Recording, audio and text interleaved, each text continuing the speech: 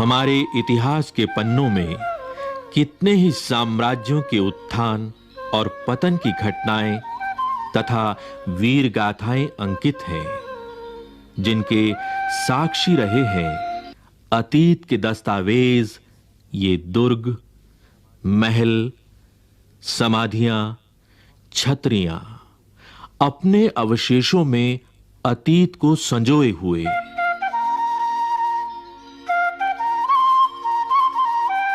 कौन थे वे लोग? कैसा था उस समय का जीवन? यह जानने के लिए आइए पलटें अतीत के पन्नों को। 15वीं शताब्दी का समय। भारत में अनेक छोटे बड़े राज्य थे। उनमें से एक था मेवाड़। मेवाड़ जो उस समय राजपूताना के एक प्रमुख राज्य के रूप में उभरा था। यह वह काल था जब भारत में मुगलों का शासन बढ़ता चला जा रहा था। अनेक राज्य मुगलों की अधीनता स्वीकार कर चुके थे।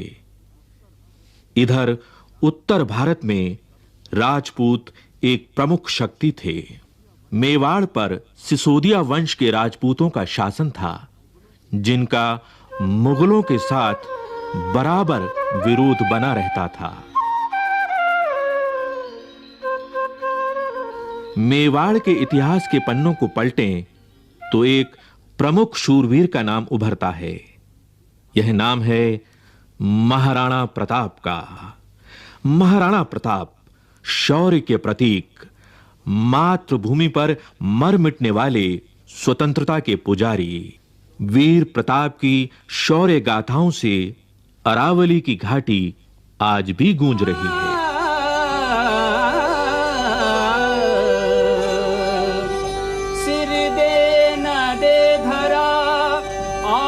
पंडरी बात ना सिर दे ना दे धरा,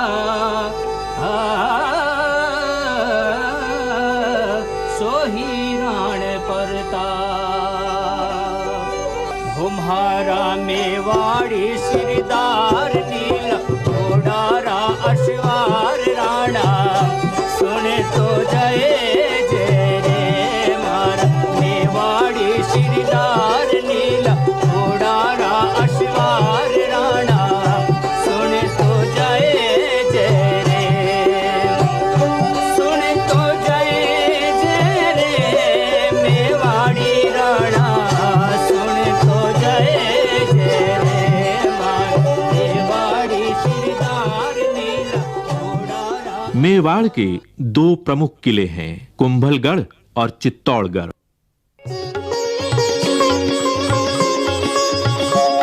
15वीं और 16वीं शताब्दी में मेवाड़ के राणा कुंभा और राणा सांगा ने मेवाड़ की कीर्ति को शिखर तक पहुंचाया। उन्हीं के वंशज महाराणा प्रताप का जन्म 9 मई 1540 को कुंभलगढ़ के किले में हुआ। यहीं इसी स्थान पर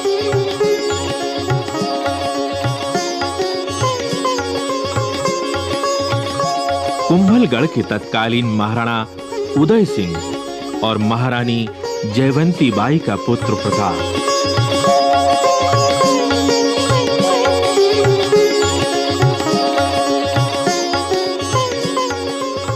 मेवाड़ का उत्तराधिकारी, प्रजा का दुलारा, भीलों की देखरेख में पला बड़ा, जिसे प्यार से वे कूका कहते थे। मेवाड़ का भावी महाराणा वनवासियों के साथ बेहद प्रसन्न रहता। देश प्रेम की ज्वाला उसके हृदय में सदा प्रज्वलित रहती, जो उसे अपने पूर्वजों से विरासत में मिली थी। मेवाड़ सदा से ही मुगलों की आंख की किरकिरी रहा और युद्ध होते रहे। मेवाड़ का राजनीतिक महत्व तो था ही, साथ ही वह गंगा भूमि के व्यापार मार्ग को पश्चिमी तट से जोड़ता था। अतः मेवाड़ को अपने अधीन करना मुगल शासकों के लिए जरूरी हो गया था। मध्यकालीन भारत का इतिहास देखें तो पाएंगे कि उस काल में महत्वाकांक्षी मुगल सम्राट अकबर का साम्राज्य लगभग पूरे भारत में छा चुका था। अनेक राजपूत सरदार, यहां तक कि राणा प्रताप के कुछ परिजन भी अकबर की अधीनता स्वीकार कर चुके थे और परिणाम स्वरूप उन्हें मिले थे ऊंचे ओहदे, ऊंची पदवियां और जागीरें। पर राणा प्रताप अकबर जैसे महापराक्रमी सम्राट के सामने नहीं झुके। कहा जाता है कि 28 फरवरी सन 1572 को होली के दिन प्रताप का गोगुंदा के किले में राज्याभिषेक हुआ।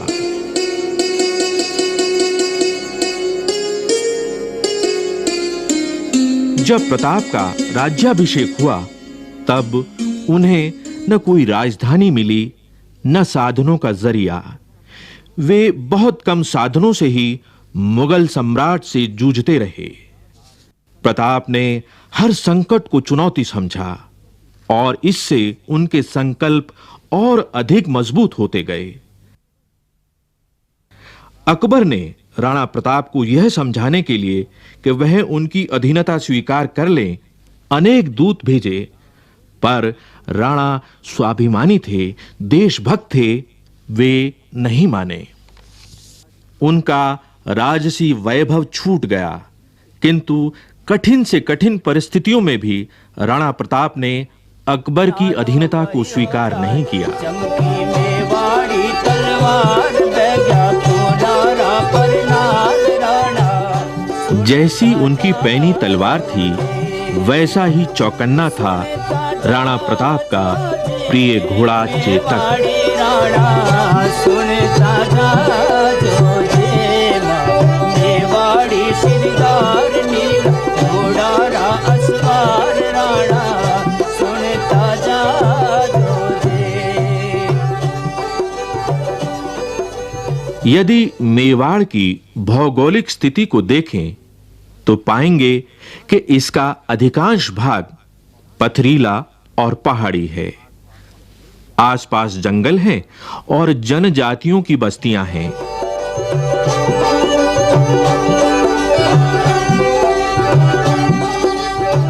राणा प्रताप ने जनजातियों के रणबांकुरों को अपने साथ लिया और युद्ध की तैयारियां करते रहे।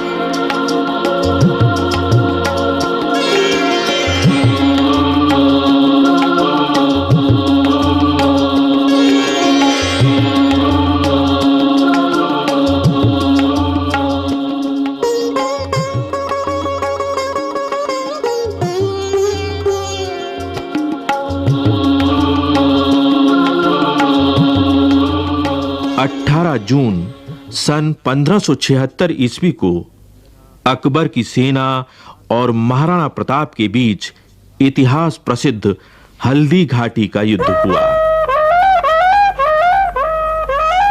एक ओर राजा मानसिंह के नेतृत्व में अकबर की विशाल सेना थी। कहा जाता है इस सेना में 10,000 घुड़सवार थे और हजारों पैदल सिपाही थे। दूसरी ओर राणा प्रताप की सेना में केवल 3,000 घुड़सवार और मुट्ठी भर सैनिक थे, मगर ये सैनिक मातृभूमि पर मर मिटने वाले रणबांकुरे थे।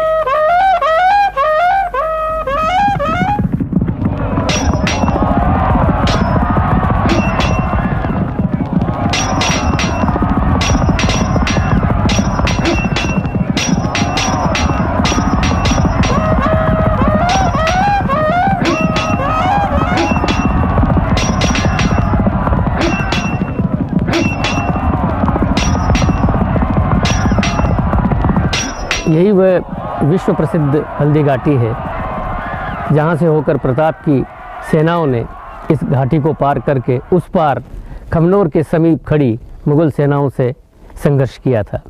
इस घाटी की विशेषता यह है कि इस घाटी के जो मिट्टी है उसका रंग पीलापन लिए हुए है, इसीलिए हल्दी के समान रंग वाली मिट्टी का होने के कारण इसको हल्दी घाटी कहा जाता है। ये बहुत ही तंग दर्रा है जिसमें से होकर प्रताप की सेनाओं ने आगे बढ़ करके मुगलों की सेनाओं का विरोध किया था। ये रक्त तलाई है। रक्त तलाई का अर्थ है कि जहाँ पर खून की तलाई भर गई थी, खून का तालाब बन गया था। आपको विदित है कि इस ओर हल्दी घाटी है। हल्दी घाटी का जो मुंह है वो लगभग यहाँ से 1.5 किलोमीटर दूर है। इसी तरफ बाईं ओर मुगलों की सेनाओं का पड़ाव था। ये जिस ओर आप अभी ये बम्बूल के पेड़ हैं, इन पेड़ों के पीछे उस ज़माने में केवल सीधा मैदान था और उस मैदान की जो सीमा है वो आगे बनास नदी से मिलती है। जो मुगलों की जो सेनाएं थी वो उस बनास नदी के किनारे से इस प्रदेश से, इस भाग से बढ़ती बढ़ती इस स्थान तक आई थी। मुगलों की सेनाएं हल्दी घाटी के मुंह तक पहुंची थी। प्रताप की सेनाओं ने उनको खदेड़ते खदेड़ते लगभग 1.5 किलोमीटर तक यहाँ ले आए। यही वह स्थान है जहाँ पर मुगल सेना के सेनापति मान सिंह के हाथी पर प्रताप ने अपने घोड़े पर छलांग लगाई थी, और यही वह स्थल है जहाँ पर चेटक का पिछला पैर हाथी की सूंड में बंधी तलवार के कारण कट गया था। यही वह स्थल है जहाँ पर हकीम खां सूर ने प्रताप को सलाह दी थी कि वो पीछे लौट जाए क्योंकि उसके प्राण संकट में थे। यही वह स्थान है जहाँ पर इसके साथ चलने वाले वीरों ने अपना बलिदान दिया था। झालामान ने अपने सर पर छत्र रख करके ये कहना प्रारंभ किया कि महाराणा प्रताप मैं हूँ, और इस प्रकार भयंकर अंतिम युद्ध की जो परिणति है वो यहाँ पर खून की सरिता के रूप में हुई थी। यहाँ पर एक वीर विशेष का भी मैं नाम लेना चाहूँगा, वीरवर पूंजा, जिसके कि साथी लोग इन पहाड़ियों के अंदर, पीछे की ओर की पहाड़ियों के अंदर थे। उन्होंने पीछे से पत्थर बरसाने प्रारंभ किए थे, और यहाँ पर एक वीर जो कि इस ओर इस छतरी की तरफ मैं इशारा कर रहा हूँ, ये राम सिंह तंवर की है, जो ग्वालियर का महाराजा था, और वो भी इस लड़ाई में अपने पुत्रों के साथ मौजूद था और यहाँ पर अब लड़ता हुआ मारा गया। और ये वह मध्य स्थल था जहाँ पर भयंकर युद्ध हुआ। यहाँ पर लाशें पट गई और चारों ओर से घमासान होने लगा। हल्दी घाटी का युद्ध एक दिन में ही समाप्त हो गया। राणा प्रताप के हाथ से गोगुंदा का किला और कुंभलगढ़ निकल गया, लेकिन प्रताप का मस्तक नहीं झुका। हल्दी घाटी युद्ध समाप्त हो जाने पर भी महाराणा प्रताप का संघर्ष जीवन भर चलता रहा। पराजित हो जाने पर भी अरावली की घाटी गूंज उठी प्रताप की कीर्ति और पराक्रम की गाथा से। प्रताप की यशोगाथा मेवाड़ तक ही सीमित नहीं रही, बल्कि समूचे देश में फैल गई।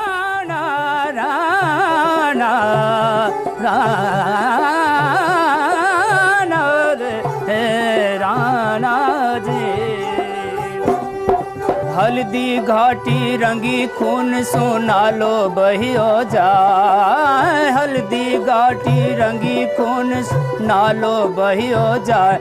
चमकी मेवाड़ी तलवार बहग्या खूनारा पर नाल राणा सुनता जा जो जे, सुनता जा जो जे मेवाड़ी राणा सुनता जा जो जे माँ मेवाड़ी शिरदार नील घोड़ारा असवार राणा सुनता जा जो जे। राणा ने जंगल में शरण ली। हल्दी घाटी युद्ध के पश्चात राणा प्रताप के सामने समस्या थी कि राजधानी कहां ले जाएं। उदयपुर से 16 किलोमीटर दूर एक स्थान था चावंड। चावंड एक ऐसा स्थान था जहां पहुंचने के लिए लंबा पहाड़ी रास्ता पार करना पड़ता था।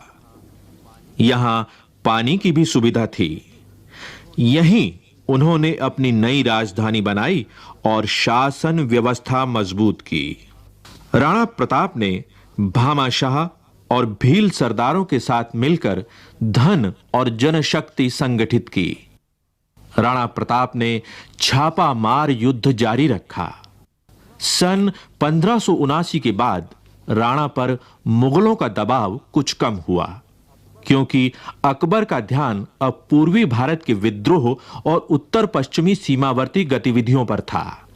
राणा ने अवसर का लाभ उठाकर चित्तौड़ और मांडलगढ़ को छोड़ अपने राज्य का एक प्रमुख हिस्सा वापस हासिल कर लिया और मेवाड़ फिर से स्वतंत्र हो गया।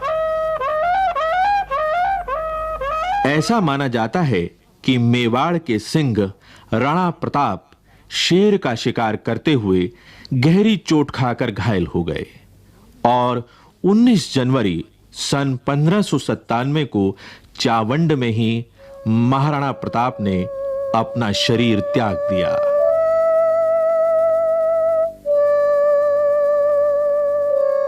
महाराणा प्रताप ने ऐसे ऊंचे आदर्शों को स्थापित किया जो देश और काल की सीमा से परे मातृभूमि प्रेम और स्वाभिमान को निरंतर प्रेरणा देता रहा है और देता रहेगा।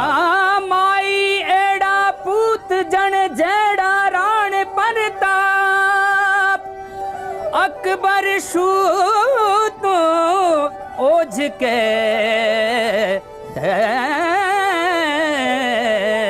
जान शिराण साहब हमारा मेवाड़ी सिरदार लील घोड़ेरा अश्वार राणा सुन तो जाए जो जे मारा मेवाड़ी सिरदार नीला घोड़ेरा अश्वार राणा सुनता जाए जो जी सुनता जा जो जी मेवाड़ी राणा सुनता जा।